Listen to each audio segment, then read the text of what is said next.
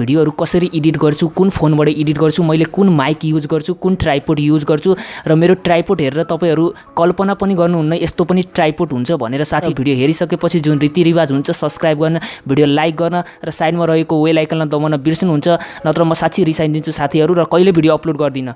मजाक गरेको है साथीहरू। अहिले साथीहरू म आइसकेको छु। मैले जुन भिडियो तपाईहरुले हेर्नुहुन्छ मेरो युट्युब च्यानलमा मैले यही सुट गर्छु साथीहरू जुन भिडियो, र यहाँ हेर्न सक्नुहुन्छ यो रुम धेरै उज्यालो छ, यो मेरो भाउजूको रुम हो र साथीहरू मैले पछाडि हेर्न सक्नुहुन्छ मैले एउटा यहाँ बत्ती राखेको छु जसबाट यसले मेरो प्रत्यक्ष फेसमा उज्यालो दिन्छ र यहाँ दुईटा झ्याल रहेको छ साथीहरूलाई, एउटा यहाँ झ्याल छ र एउटा यहाँ छ।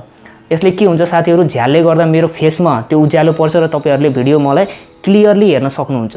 र तपाईहरुले मेरो अब मैले कुन माइक युज गर्छु भन्दाखेरि हेर्न सक्नुहुन्छ मैले बोया M1 तपाईले नेटमा सर्च गर्न सक्नुहुन्छ, बोया M1 भनेर माइक सर्च गरे भने तपाईहरुले आउन सक्छ र यो माइक धेरै राम्रो छ युट्युब भिडियोको लागि। र साथीहरू सेकेन्डमा कुरा आउँछ भने मैले भिडियो सुट चाहिँ कुन मोबाइलदेखि गर्छु भने मेरो यो J2 स्यामसङ J2 भन्ने यसै मोबाइलदेखि गर्छु। धेरै घटिया मोबाइल छ, कम बजेटमा 10,000 अन्डरमा मोबाइल हो, राम्रो छ, तपाईहरुले किन्न सक्नुहुन्छ।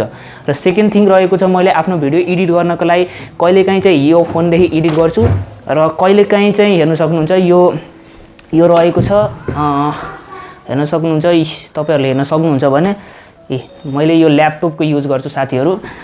यो विन्डोज 7 हो, विन्डोज 7 को विन्डोज 7 हेर्न सक्नुहुन्छ। यसबाट मैले आफ्नो भिडियोजहरू एडिट गर्छु साथीहरू, तपाईहरुले आवाज सुन्न सक्नुहुन्छ। र साथीहरू तपाईहरुले युट्युब स्टार्ट गर्नका लागि तपाईहरुले केही पनि रिक्वायरमेन्टको आवश्यकता पर्दैन, तपाईहरुले इक्विपमेन्ट एउटा चाहिँ माइकको आवश्यकता पर्दछ साथीहरू, किनभने भिडियोमा धेरै नोइज आउँछ। तपाईहरुले एउटा माइक चाहिँ किन्नु होला, एउटा युट्युब स्टार्ट गर्नुहुन्छ भने माइक, र तपाईहरुले एडिटिङ तपाईलाई मस्ट आउनुपर्छ साथीहरू।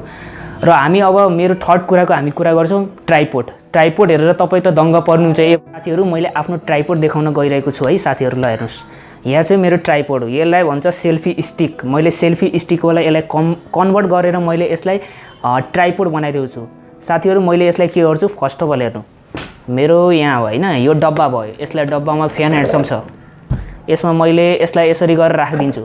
यसरी राख्दाखेरि के हुन्छ भने अब यसलाई यहाँदेखि दबाइदिन्छु, अनि दब्दाखेरि मैले चाहिँ यसमा चाहिँ आफ्नो मोबाइललाई एड गर्छु र एड गरिसकेपछि के हुन्छ भने यसमा टक्क तपाईहरुले यसरी पुरै हेर्न सक्नुहुन्छ मलाई साथीहरू। सो यो भिडियो कस्तो लाग्यो